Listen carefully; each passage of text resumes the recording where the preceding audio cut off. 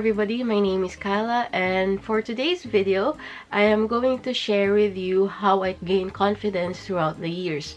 So right now, I think that my 21-year-old self will be very proud of this person. I'm now 27, and it was quite a journey for me to say that I'm very confident right now. Because you know, during that time it was one of my darkest days, and I remember even like googling or searching for YouTube videos how to be happy, how to be confident, and you know, all of that stuff. And after many years of self-help books and you know, like constantly trying to improve myself, I can finally say that I'm here recording this video, and oh my gosh. So before we start, I just want to show it's a little bit embarrassing, but my picture before when I was 21, and it was during my darkest days in my life. It's funny how I can just laugh about it right now, but you know, life is really funny. And there, so as you can see, I had blonde hair. I dyed it before, and I even, oh my god, I don't know why, but I bleached my eyebrows that time because I wanted to achieve that gyaru effect, because that time I was so into Japanese gal Harajuku fashion. And of course now you can see the total difference, because I'm like I'm not, maybe this is like adulting for me. This is how I don't know, I just want black hair now. Anyway, so that time this picture was taken in a hospital, and I was confined for many days, like almost more than a week, I think. More than a week, because I had gallstones, and the gallbladder attacks were really intense that time, that only like through injection and through the hospital's like injection thing, I had to take that when I was sick that time. And I was very, why was I depressed that time? It was because I was heartbroken, and then it was because I felt kind of lost, like why am I even here in Japan? I felt very frustrated because I didn't see the future of what I was doing. And I think we all reach that point sometime in our lives, but you know, it's not always like when you're 21, you're 25, or you're 30, or even I think when I reach 40, I will probably experience the same thing, but in a different circumstance. So anyway, whenever I feel sad, I just refer to that experience, and I try to take whatever knowledge I got there. Anyway, so let's get started. This video has 4 parts, and wow. There, first of all, my definition of confidence. Confidence is not arrogance, and this is like Miss Universe type of answer, but confidence is the inner beauty of any person. And then for me, being confident is also having strong self-awareness. What does self-awareness mean? For me, having strong self-awareness is really important. You know what upsets you, you know what makes you happy, you know your moods, you know yourself.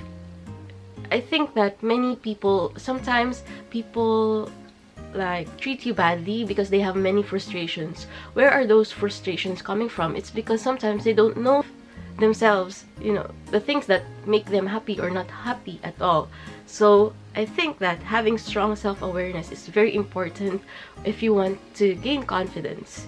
And then for me, confidence is also being happy and accepting of who I am.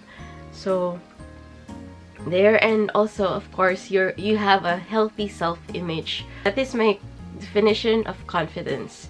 And some people might appear like confident, but sometimes it's kind of like arrogant. You can I think you can feel that. You can feel their aura when they talk to you or something. And sometimes, you know, even the most quiet person in the room is the most confident one. And then number 2, yes, we're going part 2 of this video. I'm going to share some personal stuff, like the times I felt when I wasn't very confident. And first of all, I think I've mentioned this a lot of times, like I always like mention it, and it's about my past family status. Like for me, I wasn't confident that I would graduate on time when I was in university because my mom had to borrow money for me to, you know, to stay in school. And it was like super high pressure that time, but luckily I graduated even if I was late, like after 1 term. And then before, I have some body issues as well. Like for example, when I was college, I was so stressed that I kept on eating and eating, and then oh my gosh, I felt that my body was slowly like deteriorating, or like I was just 18 and I felt so tired just walking the stairs. And I knew that time that I had to change something. I had to be more physically active and I knew I had to take advantage of my age that time, because I knew that if I grow older, it's harder for me to, you know, to be more fit, because you know the metabolism, it changes when you grow older. But now that I'm 27, I realized that fitness is not really fitness is not only for the youth, like for the youthful you. It could be like until you're 50 or 60, you can have the metabolic age of 18, of an 18-year-old person. So there, I had weight and body insecurities. And in the Philippines, you know, I think it's funny because I studied advertising management. So when you're in the advertising, you're trying to sell, like, it doesn't have to be like useful stuff. You're trying to sell anything, and you have to convince the consumer that you need to work on this, or you know, you need to change this. And that time I was so convinced that only people with straight hair will be considered beautiful. So I went to the salon many times to had my hair relaxed, rebonded, everything, and it just got damaged. And actually that was the time that I really lost confidence, because like since it got more damaged, I didn't know how to repair it. But I don't know, like magically over the years I just let it be as it is. And I like my curls, you know. I like how thick my hair is, and I like my hair now. It's kind of ridiculous because that was my problem when I was a teenager. Wow. You see the gap? Anyway, so there. I had, and next one is my nose. Yeah, I wasn't confident at all to speak in front of a camera because I think that people are looking at my nose.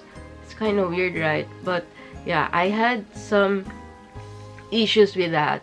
And then the times I felt I wasn't confident, when I was in school, I would always like fail math exams, and then I failed the super important scholarship. I failed the test for the Japanese government funded scholarship. I was really down that time. And then another one is that right now it's amazing how I can speak in front of the camera, and I'm not that self-conscious as compared to before, because you know, public speaking for me was a big deal. I didn't like that subject at all when I was in high school, and now what the hell, I have a I have a YouTube channel and I'm recording. Okay. Felt I wasn't confident was when I dictated someone's opinion about me to be true. Like for example, some people, even close family or friends, will tell me that my dreams aren't possible. That's like crazy. What? Always like that. So, you know, sometimes hearing those kind of comments really drag you down. And I hope that if you encounter someone who speaks so passionately about their dreams, I hope that you can encourage them. Like, you don't have to really help them, you know, like help, but words of encouragement really makes a big difference for that person.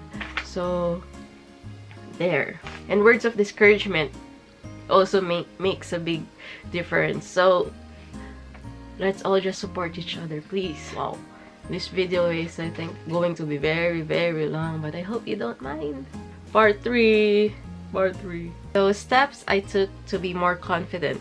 I face my fears, even with eyes closed.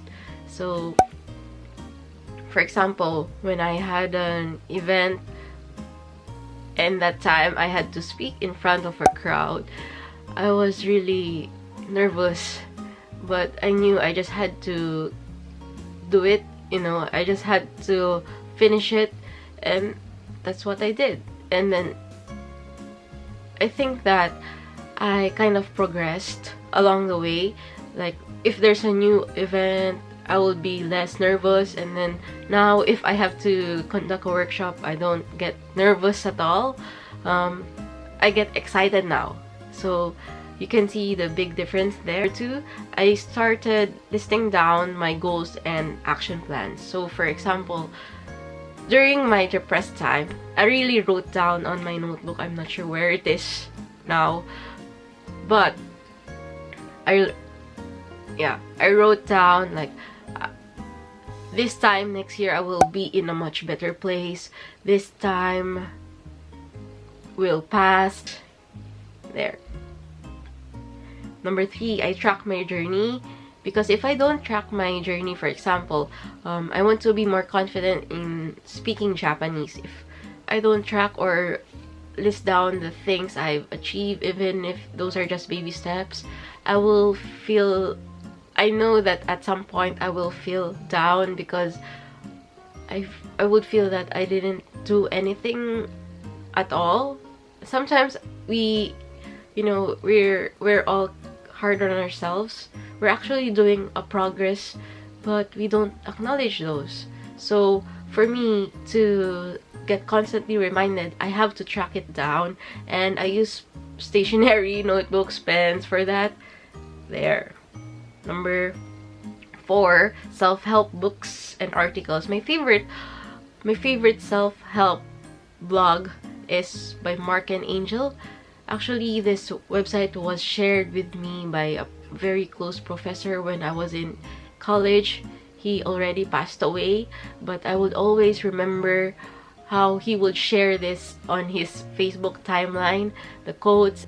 I got so motivated when I read one of those articles, like how to be happy or how to let go of negative people or something like that, because at the time I really needed that. And I literally read most of their articles. Okay, so next, acknowledge the positive and negative habits and instances that make you sad, and you have to reevaluate them. What do I mean by positive and negative habits? For example, I would say that my positive habit is that I can keep up with a routine. Or for example, I've been doing daily journaling for more than, I guess, 2 years, and I'm very proud of that. And then my negative habits is that sometimes I'm too hard on myself. Like, I feel that I'm not doing progress in this thing. So that's why, because I'm aware of that negative habit, that negative thinking habit, I wanted to improve. And sometimes if you want to be more confident, you have to let go of negativity or the things or people pulling you down. Because you know, I think that everybody has a choice. Even if you get stuck in some place, you still have a choice. Are you going to listen to that? Are you going to, like, for example, somebody says that, oh, what you're doing right now will not make money in the future. Will you, like, you hear it and then you just, oh no, yeah, she or he is right, I should listen to this person? Or will you just like, that's what I do. Yes, of course, to gain more confidence, you have to create your own happy place or your own world where you can be yourself, you know, because when you're yourself, you become confident, and when you're confident, you're happy. I think that's how it goes. And then I learned and tried new hobbies to unstuck myself, because I think that when we are being not confident, it's because we feel that we are stuck somewhere. So how do you unstuck yourself? Well, you have to get out of the bed, shower, wash your face, dress up, get ready, go out, I don't know, go somewhere, then try to make some effort, you know. But of course, if you're having like, it's a mental health kind of problem, please ask help, please. It's very important. And then next tip, this is what I really recommend for everybody. So put daily exercise, and then please start eating healthier foods. This is very important because, for example, when I had my gallstone attacks at the very young age of 21, I knew I had to change. I had to eat healthier food, and after that I felt much better, because I wanted to try something new. Cooking for me was something new because I didn't really do it when I was younger. We had a helper at home, so the food will just be served and everything, and I just sit down and eat. But now that I'm here in Japan, I have to be very independent. If I want to eat something, I have to prepare for it. Next is to tame or improve your fears. This is kind of connected to the number one, like facing your fears, because sometimes, you know, you cannot really get rid of fear of something. For example, for me, my public speaking, I was really scared. Like, I would rather make the power presentation when I was in college and then let someone who speaks eloquent English to do it for our group. I would rather lead the group but not to be in front to share the presentation, you know. So that was me before, and I'm very proud of myself because, oh my gosh, I'm recording a video of me there. You have to tame or at least improve your fears. I'm not sure if it's like correct grammar, but whatever. So for example, how do you tame those? Before I finally uploaded a video of me talking in front of the camera, it took me years, honestly. Like, it's so funny because I would record these videos but I never upload them. I never had the confidence to upload them. Maybe because that time I knew I had to practice a lot, and luckily, through English teaching, through interacting with kids, I felt more confident I started to feel more confident in, you know, engaging with an invisible audience there. Hi. It's a journey, you know, confidence is a journey. And then mindfulness and self-awareness, you have to really get to know yourself. That's why when I do like meditating activities, like journaling, I sort of discover myself, because, you know, when you just work, sometimes you feel kind of like a robot. Sometimes you just have to sit down and then talk to yourself. Hey, what's happening to you? Why you're feeling this way? You know, sometimes you have to, it's kind of weird for some people, but I think that this is very important. We are all guilty of this, and it's like comparing yourself with others. So I wanted to be more confident, and one of the very first things that I had to do was to stop comparing myself with other people and just to focus on my personal growth. So I had to constantly remind myself that your pace is good, you're trying, and that's what matters, right? So that's how I talk to myself.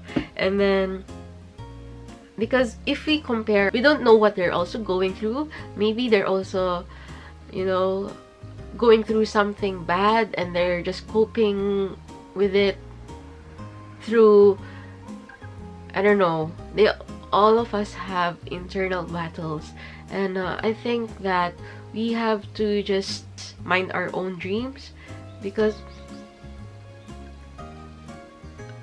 what will it do if we just unhealthily compare ourselves with other people? I think it's a waste of time. So if you have this kind of habit, please stop it. Please, you deserve all your attention to yourself. You have to have a tunnel vision if you want to become a more confident person. Okay? Oh, instead of faking it until you make it, why not try and try until you make it? So that's my confidence motto, actually. Like right now, for example, when I was 21 years old, I told myself, right now I'm not confident, but I will try my best every day. I will try to work on myself. I will try to become happier. I will try to become better at things that I'm already good.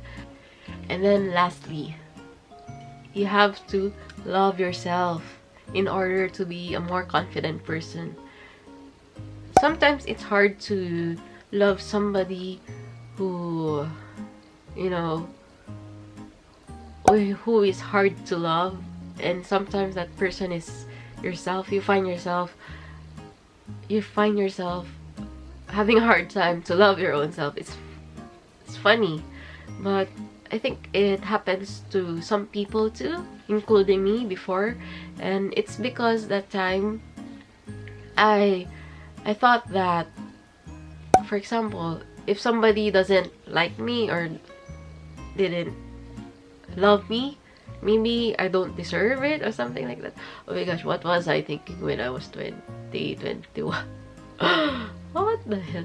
Anyway, so there. So it is very important to practice self-love, self-care, and surround yourself with things that make you happy. You know, this channel is all about that. I just want you to constantly remind you every day through my videos that if you surround yourself with things that make you happy, for example, for me, it's stationery, you will live a more positive life.